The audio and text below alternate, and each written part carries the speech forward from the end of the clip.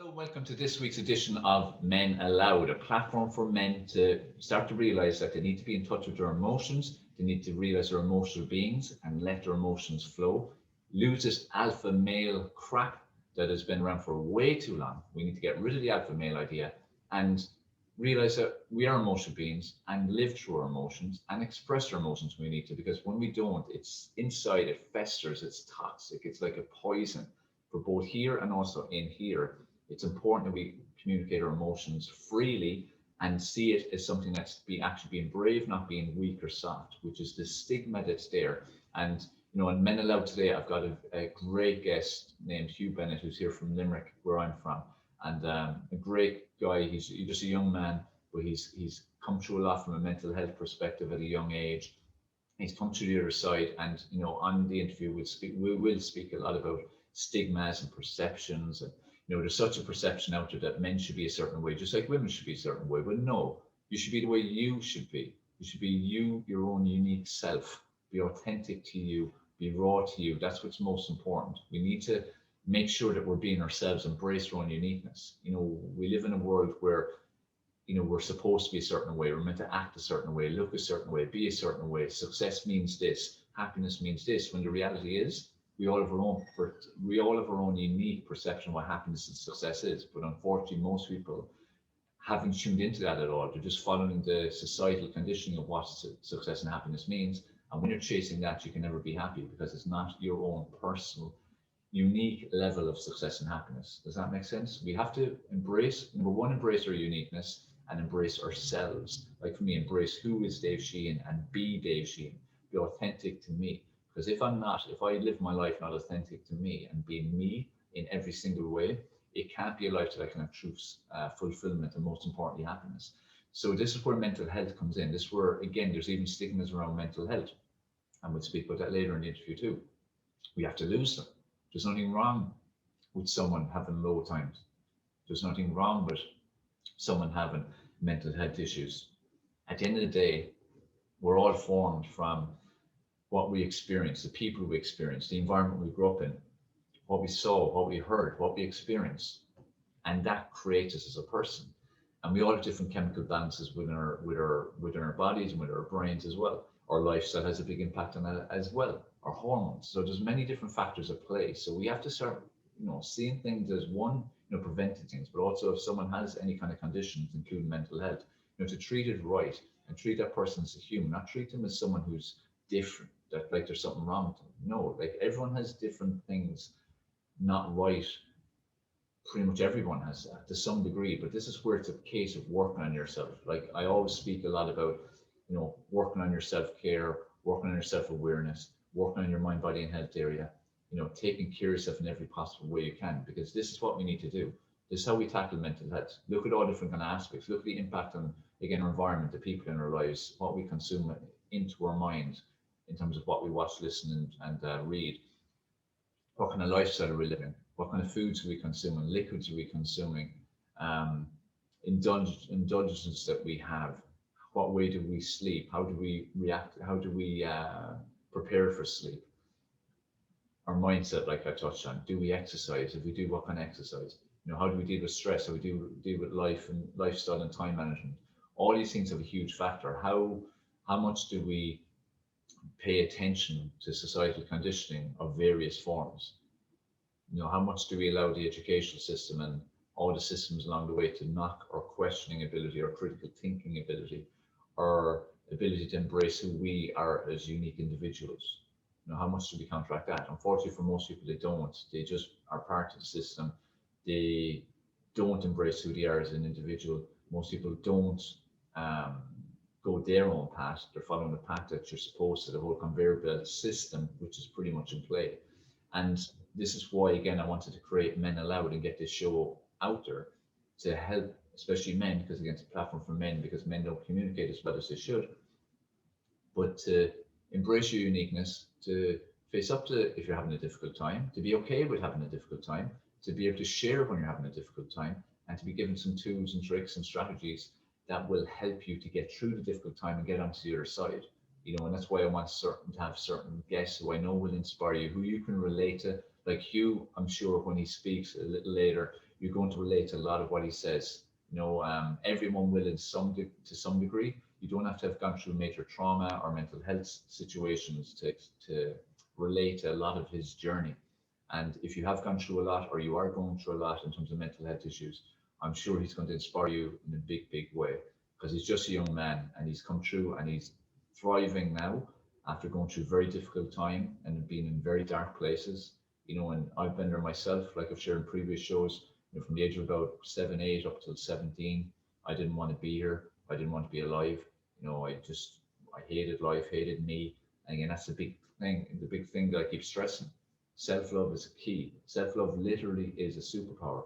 So for you to, get out of the darkness that you may be experiencing right now, whether that be very dark or light dark or whatever it might be, self-love is key. You have to work on self-care. You have to work on what you're feeding your mind, what you're feeding your body, the sleep and habits you've got, your exercise habits, your general activity habits, how you react to other people, how you manage stress and life and time, all these different things. It's all little steps. It's steps in the right direction. People are always looking for the magic bullet, and what's always put out there as well is like a magic bullet, magic blueprint. If someone has mental health issues, it's a process. You have to go through the process, and growing and developing self-love and self-care is absolutely massive and crucial in getting to that point where you move away from the darkness, start to see the light, and then you eventually start to thrive.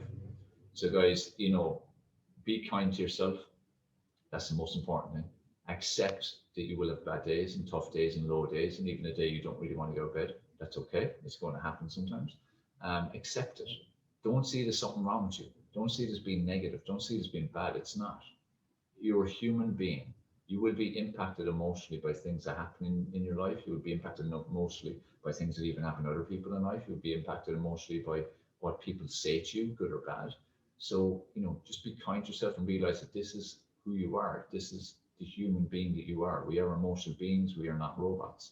And just work on you in any way that you possibly can. Look at the areas of your life that you can improve on. Take little steps in the right direction. You'll hear a little about how Hugh got out of the darkness, moved to the light, and you're going to learn that it was through taking little steps, especially little steps of self-care. You can't do enough for self-care. It's absolutely crucial. All right. So I hope that little talk helps you a little bit in dealing with what you might be going through right now, or might go through in the future, or allowing you to reflect on things you've gone through in the past. This is life. It is a journey. It's a roller coaster. There'll be ups and be downs. The thing is, gain resilience and learn lessons from the tough times, and enjoy and be very present in the good times. But main thing is be aware and accept it. Life is a roller coaster. It won't be plain sailing. And as I said, if you are suffering from mental health issues right now, or you're just feeling a bit low, it's okay. It's normal. It's not a bad thing. Okay, don't see it as a bad thing. It's just normal, and it's far more common than people realize. And this is again why I want to create this show, because people need to realize it's common, and people who are going through stuff, guys who are going through things, need to get on this show, contact the show, whether it be sending an email or a message. You can be anonymous, or you can have your name. Being on the show with me is fantastic, but again, that's not for everyone. The main thing is that what we share helps people and helps men in general to be better at expressing their emotions, to be better at taking care of themselves and prioritizing self-love, and to communicate better. It comes down to communication. I always say that every form of relationship, and that includes with yourself, but every relationship of any kind with yourself or others, is down to communication. The way you communicate, the level of communication you have, will determine the level of happiness you will have in that relationship. So we need to learn how to communicate better and being honest communication, honest, open communication, whether that be with another person or whether that be with yourself looking in the mirror. It is the key to unlocking self-love and getting to the place where you feel happy. So I'm going to bring on our guest, Hugh Bennett from Limerick. I'm excited to have him on. He's a young man I've got to know in the last couple of years, and he's a great story. He's come from a very dark place. Now he's thriving, and I know you're going to enjoy it. So let me bring on Hugh onto Men Aloud. All right, guys. So as I said earlier in the show, I was going to have a very special guest, Hugh Bennett. Hugh's someone I got to know over the last couple of years. He's a young man I really admire in the journey that he's come through. And like I stressed with Men Aloud, it's to give a platform for men to be open about their emotions, to get better at communicating. And, through the guests that I have on, I hope to stimulate you as a man to lose this alpha male type idea that we're conditioned to believe it should be, and instead to become more open and to communicate better. And just remember, you're just a human. We're all humans. We're emotional beings. It's important that we are open within ourselves emotionally, and then how we communicate with other people. So Hugh's had a great journey. I'm sure what he's going to share is going to help a lot. And if you have any questions about anything we speak about, make sure you send them to me or to Learn Media TV anytime after the show. So Hugh, welcome to Men Aloud. All right. Thanks for having me. Great to have you here, Hugh. And like I was saying, I've got to know you in the last couple of years, and obviously I know a lot about your journey, and I know a lot about recent times and so on. So it's been great to see where you've come from and where you've got to. And Thank you. we do our best in the next 15, 20 minutes to give people an insight into Hugh Bennett and your background and where you've got to. And hopefully not even hopefully, I know it's going to help people in dealing with their mental health. So I suppose let's go back right to the start. Go back into younger years. Tell the watchers and listeners a bit more about Hugh Bennett a few years ago and where you were, and let's go up through the journey to modern day. So, I had a normal like teenage childhood. I'd play rugby and I'd played a bit of basketball at one point, a bit of hurling.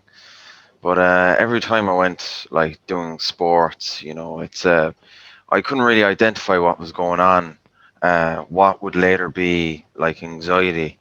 So like every time there was a sport, like I'd have this overwhelming fear of basically I didn't know what it was. It just felt like racing a heartbeat, overthinking, and basically I was telling myself that you're not gonna die, you're not gonna die, but still I had that kind of feeling. Oh God, I'm gonna make a shame, or I'm just going to just make a fool out of myself and stuff like that. So like I had that mentality, not knowing what it was until I was like 16. I was still doing rugby, and I was like, "Oh, what is this?" Like, I was still enjoying it, but I was like, "Why is there always this kind of like lack of enjoyment?" When I was going like to the fear that something was going to go wrong, I'd make a fool out of myself. Kind of it always being a struggle, and what like even at home I was always kind of like really stressed out over the smallest thing, and like my mother was like, what is this? So um basically after like kind of like just me getting stressed out, my mother like booked a like kind of like counselor who said basically I had stress problems, a bit of anxiety. I didn't really get diagnosed, so it was hard to say that it was anxiety because there was no definite reason. And there it was, like, kind of like asking myself, what is it? Like, what's wrong with me? Do you know, like, having all these outbursts. I'm worrying over the slightest little thing. You're having So, outbursts as well, like angry outbursts, just sporadically, yeah? That's what. yeah. And like, I bloody hated that because I'd be looking and I'd feel so sorry for my family, like, having to go through that, like, because I hated being like that. And it was just a nightmare because I hate, taking stuff out of my family. It's like I wanted to like resolve the problem. I wanted to say, or I wanted to, find a solution. Why does this happen? That I have to make my family's life that ever so harder. Like, even though my family is a bit mad, but we're, still a lovely bunch. Nothing bad.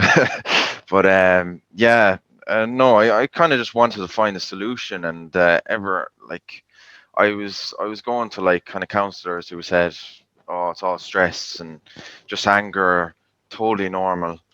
And you know, like I just, you know, like this anxiety got so the worst of me, to the point where I'd overthink about everything, where I can't like absolutely be paralyzed. I'd be paralyzed in kind of this like anxiety, and like I didn't want to do anything because like all these thoughts, like all these racing thoughts, just drained energy out of you, you know. it's it's really tiring, like, and it's no, it's really hard for someone who hasn't, like, if anyone hasn't, I'm sure, like, a lot of people in this podcast, like, I'm sure you have, I'm sure as well, had like episodes of anxiety.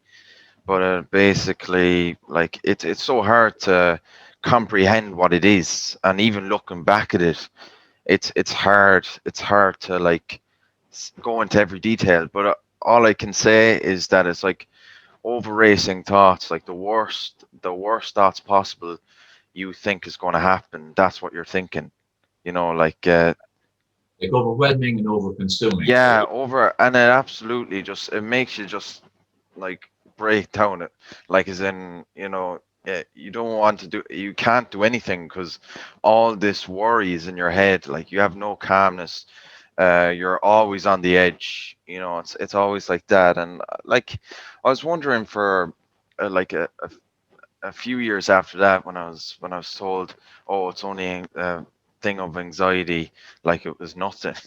So I was going through school, stressing about homework. uh, I was told in school at one point that I had to study more than everyone else because that's how my mind works.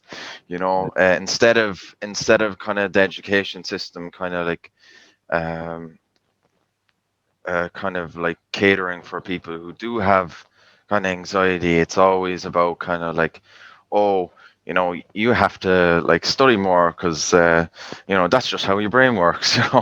And now there was resource classes, and I'm grateful for them. But, like, I feel like even when you go into college, like, there's this whole perception that even like, oh, okay, you have to get higher level maths. You have to get all this, like, and like, all those higher level. You have to get H1, H2, whatever. I don't know how it is now with the new leaving cert, but, like, it's just like there's a certain expectation of what you need, and like, I don't get how it can just be, oh, I want to do ordinary level. I mightn't have the academical skill, but I do have a lot of knowledge yeah, because I've spent time. But people with, like, exams anxiety, or even just like, um, you know general anxiety or depression, like, it's hard to kind of, like, remember everything or have, like, a kind of clarity, clarity in learning, yeah. where your brain cognitively functions in the right way of kind of bringing up, like, uh, taking in kind of information. So it's harder cognitively, especially when your chemical imbalance is all over the place, like with serotonin lacking, and dopamine, it's kind of up and down. That's That's where kind of, the education system, the huge flaw in it that is too like linear. It's like this is how yeah, you exactly. and also it doesn't allow for the fact that everyone's different. Like that people work differently. Like some people are Yeah, very academic, exactly. their brain works, others are very creative, and then you've got Hmm.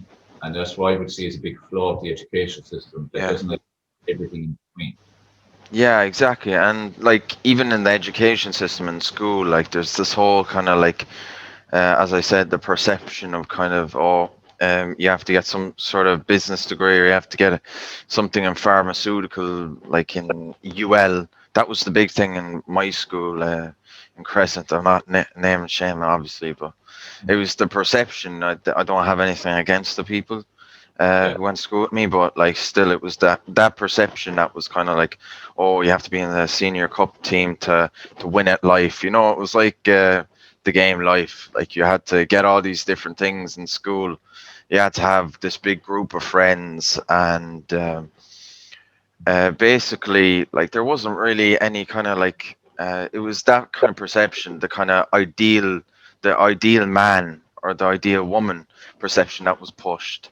And it was like, what are you supposed to be? You're supposed to figure it all out before you get into college. And then there was me, kind of like wondering, where the hell am I supposed to be? Like, I'm after doing a year of film and TV, finding out it didn't work for me, and then going through all these, as I thought, false beginnings, which I'll pick up on that. But basically, I was thinking, what the hell's wrong with me? I've had all these failures. I'm not at this peak of the education system, And like and that became a norm for you, seeing your life is becoming increasingly a failure. Was that, if you think mm, of your darkest time, was the case of getting your mind was seeing, right, I'm such a failure, and that was increasing.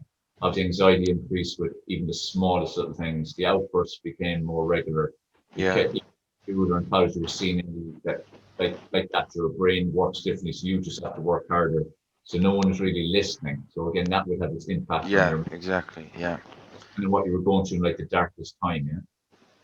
Yeah, like how I can describe it, like I was diagnosed with.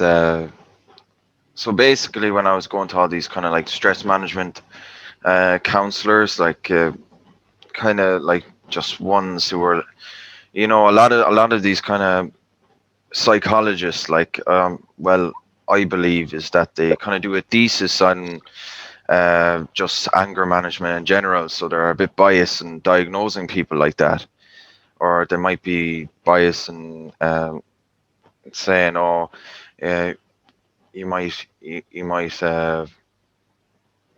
have this, or you might have that. You might just have a learning disorder. You might have um, some form of autism or dyslexia, whatever." Like, there are people who are all into the thesis of diagnosing that. But basically, I was told that I had anger management problems, stress, even though like I never really had arguments with my mom, kind of just like the odd dispute. Yeah. But basically, I was just all stressed, and I was just like, bugger off, like, and just go to my room because the study of 6 year got too much. So, but it got to the point where I didn't want alcohol. Like I was kind of looking back, and I was saying, "Oh, why didn't I do it this way? Or why didn't I get more into film? Or why didn't I achieve this? Or worry about like relationships and stuff like that?" And it got to me, and I was kind of looking back a lot, and I didn't want to drink. Like, I was basically paralyzed by this depression. And basically, if I can um, explain it, it's like ever since I was like 12 years old, like it wasn't as bad, but it'd be this kind of like depressive state where I just go to bed, or I'd in the middle of the day lie in my bed, and everything's just grey and black. Like, and the thing is, when you have depression, anxiety, which you might be able to relate to, is that like the perception that you see at that very time, you think that's what life is. It's Mm. like you think that's the way things are, that's the best it can get. And that's how I saw it, and I thought, okay, those things in the past, like, oh, wish I could go back and change them. And it was irrational thoughts, like there's a load of rational thoughts that come into your head. And I was thinking like that, and Like I went to the counselor, and you he change what happens, like your emotions, your thought process Mm. is all about being chained to the past. It's Yeah, holding you it, back from living. yeah, exactly. And I just lost interest in what I'm doing. I was in the middle of 6th year, and I was studying like mad, and then it just all stopped. Uh, Mainly because like I was kind of like isolated. I went on a retreat with my family, and then it just hit me like that. Like, I have never had an experience like that before, and I've little reason, like only minor things in my life that kind of brought it on, but like very very little. Like, it was strange to me because I was wondering, why is this happening? And so I went to the stress management, and he said, I said, "Do you have depression?" And he asked me a load of questions, and I said stress, and he was like, "I don't believe you do." And I said, there was me at the same time, not wanting to wake up, because I was like, it got to me so much, this like overwhelming thought process, that like this perception got to me so much that like waking up, like, and just like going to sleep was the only way that I like Escape. yeah, I was sick of existence, as you could say. Like the being conscious to me was a nightmare, even from the second I wake up, because you just see this grey dullness like all the time, and you don't see any color or joy in anything, because maybe the serotonin was low, dopamine was low, which actually can be improved in a lot of things. Mm. Uh, Well, but basically, so for yeah, for 2 years, then I was kind of struggling to wonder how do I get over this? And I was diagnosed, I was medicated, and I still had the perception of kind of like, oh, I'm not in the place because of this and because of that, and I wasn't taught this and I wasn't taught that. And even though the education system was a factor in why things you know why we all kind of like saying, well, why do I think this, why am I in this position, where the school system taught me that I had to be in college, I had to have a job at this age, or you're a failure kind of thing. But I've had a lot of false beginnings, I believe, since then. I was beating myself up about it all the time. And then, like, even 5 months ago, only, I just left because I started becoming this kind of eureka moment, start saying, well, what if all those failures, all those kind of things in the past, all those false beginnings were actually a learning experience? And I used to say to myself that, oh, it's probably going to go wrong again. But your subconscious memory, like, even though you do it wrong before, or that's a relationship, friendship, work experience, or whatever, education, um, like, basically you learn way more than you think you do. And that kind of, when we fail at stuff, we we a lot of the times lose confidence, like, in kind of encouragement in ourselves. So, but basically, like, our subconscious and our brain actually picks up more, more, picks up on that more of, like, where we went wrong. We'll learn way more the next time, and we'll be more prepared because our brain, was it the neurons or whatever, kind of, basically your subconscious picks has all this data that uh, basically will get you prepared for next time, like almost muscle memory. And like, we just get discouraged easily. Like I was for a long time. It's like, I won't do that again. Um, I won't do filming. I won't do acting. Which, like, I'm very like What was that? like a huge thing is the societal perception that we're given, like you've Yeah, school and in life in general, that there's certain things that you do and that's it, and that's the process you yeah, exactly. And that's oh yeah. Sorry, you kind of broke up there.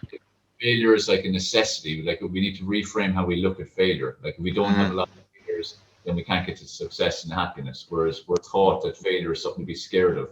yeah, So exactly. if you shift you to change from beating yourself up, self-sabotage, lack of self-love because of that, to then shifting it then to actually seeing failure as something that was positive, and then Yeah. energy from that. Yeah, exactly. And you're kind of like leaving school, and you're just like, what the hell's wrong with me? Why do I have an irrational thoughts, irrational fears, and increasing heartbeats? Like, why this kind of stigma of that's put in our minds? Why do I overreact? And uh, this whole idea of being soft, and for wanting to seek help, or kind of like in school, like feeling outcast, or feeling like you need extra help, or you're going to the counselor. Like, even in my school, that was kind of um, like, I was, I was called, like, tapped before, like, I heard from someone in my school, from someone else. But you know what, like, that just because they're too clouded in the stigma, and like basically like for mental illness in school, like you're not really taught much about it. Like you're given a leaflet for spun out, but that's it. Like in sixth year. But all our SBHE classes were replaced with religion. Not that it's important to have a kind of spiritual, meditating part to your life, which is good. But we were kind of just like focusing on creationism, instead of also studying on kind of like cognitive behavior and clarity and why these things happen. Like we were taught in like the very first year of school that bipolar is something that only um, like pregnant women get, when in actual fact it happens like to a load of different people. But what I think is, um, instead of kind of like getting diagnosed and saying, okay, those people are strange or whatever, they're different. Instead of that, just saying it's normal. Yeah. Like people have a different kind of thought process, or kind of like they need a bit more help than us, because it's the way that their chemical imbalance came about. If that was from traumatic experiences, or not really getting into exercise, or the diet, or kind of like yet to do all these things. It's not that they failed or anything like that. And well, actually, we should replace fail with learn. So they've learned, once they learned that, exercise can have a beneficial effect on their health. Meditating also, which is like it's kind of almost unorthodox, because it's such an Eastern kind of, as they say, Vedic philosophy over like in Southeast Asia. But it's actually really beneficial, and it's been practiced for thousands of years. I'm sure hundreds of more years earlier in Europe, but all over Europe. But yeah, basically, like meditating is so important, and like especially if you're injured, or your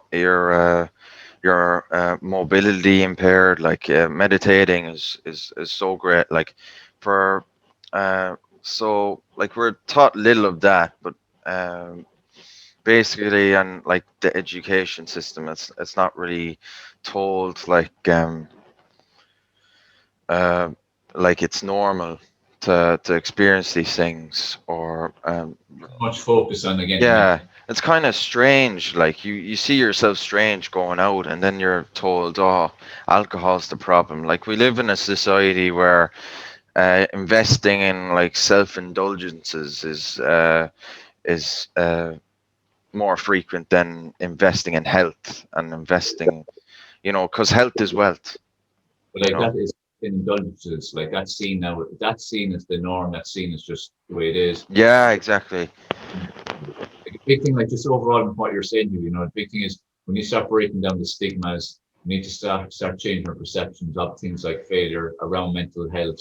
Because as you said, it's like classing a group of people as being different. When at the end of the day, we all are different. We're all formed from our environmental experiences, our backgrounds, people who are in our lives, what we watch, what we listen to, what we see. We have different chemical balances based on the lifestyle we have, plus in general, our bodies work different anyway. So there's so many factors to it. So when people have any form of mental health issues, that's just, as you said, like that's normal, really. And we have to Mhm. stop having the stigma around it, because otherwise, how are things ever going to change? It's Yeah, like exactly. they're over here, something wrong with them, and you're all normal. When like it's case, right, what is the issue, and then trying to tackle it. Just we're starting to run out of time here. So I want to Yeah.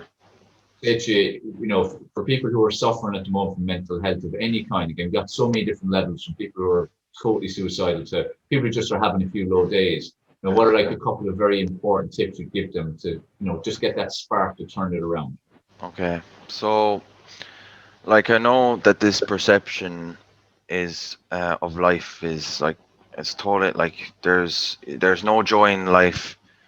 There's you have that you think that, like, there's no joy in life. There's nothing to look forward to. Everything's gone. Like the looking in the past or looking in the future, like is where um, your kind of idea of happiness is. But like honestly, like it will get better. It doesn't feel like it now, but honestly, like working the small things. Because honestly, like you asking, why do I feel like that? That's your brain saying everything's going to be better. Everything's even like clicking on this podcast is your subconscious brain saying, I want to get better again. You know, and even asking those things.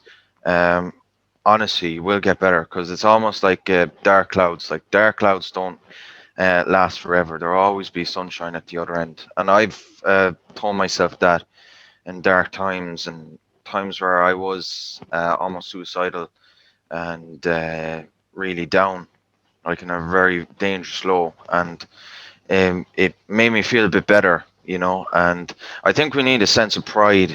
So um, basically, like, always be proud in yourself. Like, as I was told by a child psychiatrist when I was younger, and I'll never forget it. He's well, it was like, I think it was a hearing session, but basically he said that you have to go on top of the largest mountain and you have to shout, "My name is Hugh Bennett, and I am proud of myself." And that's what I believe you should do. And honestly, how I got through it was definitely like, even when I just couldn't get up, like I did, I basically got a book. So books like on like kind of celebrities or anything like that. I just like, even the smallest little thing that you do, that's a big achievement. So even reading a chapter or even reading 3 pages, and then you do that every night. Honestly, the small things or the soaps that smell nice, anything like that, and then meditating. Because honestly, I need the lads to say who think, oh, that's not how men should treat themselves for depression or meditating or honestly, like in the first week it mightn't seem like much, but it builds up definitely, and you see huge results. Like you're saying, wow, this is like a drug. It's I don't need alcohol, like especially running, meditating, diet, and That, treat yourself. Have nice smelling soaps, and nice smelling candles. Read something, even like, watch a show that you like as well. But it will get better, honestly. Like there's sunshine. It mightn't seem like it now, but you will look back and you will say, oh my god, like, to believe that I thought things weren't going to get better. Like, honestly, like, things will get better if it's a relationship, friendship, business, honestly. And like, I think from experience, it is lack of like, trying to find meaning in things, trying to find a color, kind of a spiritual aspect of things. Like, there's all this kind of nihilism in the world now of kind of like, oh, you're not essential enough. Like, so it's important to kind of ditch that and say, well, I'm important for this and I need to embrace my values and whatever I'm doing. I'm valued, and there's no other me, you know, and that's what like, makes me unique, you embrace know. yourself, self-love. Like self-love, as I say, is like a super. It's what people need to work on. Yeah, Like exactly. pride and stuff. Like, definitely be very proud of yourself and what you've come through. And I'm sure you've touched a lot of people in what you've said. Like a big part of Men Aloud is to get people to actually share their emotions, communicate what we're Yeah, taught. it's important. Yeah, always talk up.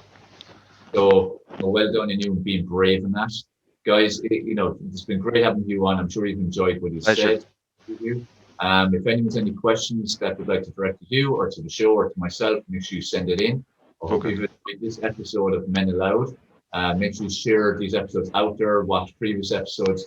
These messages need to get out there to men all over. As I said, this is a platform for men to share, to get more in touch with their emotions, to become more human, an element that, again, we're all just humans, and to communicate better. And I hope you enjoyed this episode and look forward to speaking to you on next week's show.